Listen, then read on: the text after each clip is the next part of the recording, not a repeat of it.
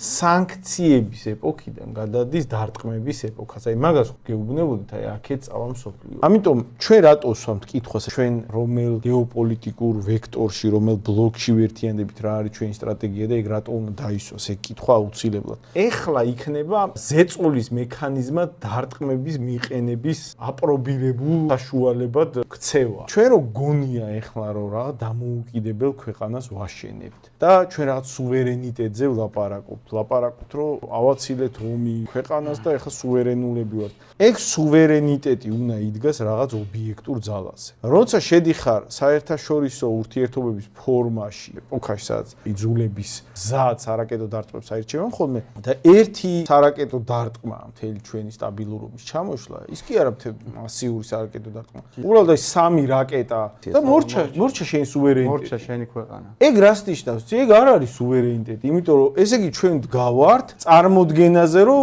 აი მაგას არიზავენ კეთილნებაზე მოწინააღმდეგის, როცა სულ უფრო მიუახლოვდება საერთაშორისო პრაქტიკა იძულების წესების, სულ უფრო მიუახლოვდება იმ მოცემულობას, სადაც მაგას იყენებენ ხოლმე. დაუშვით მანდ 3 რაკეტა, ძალიან ზედმეტს ლაპარაკობენ ეგენი, ეგ აპრობირებული მექანიზმი გახდება თანდათან.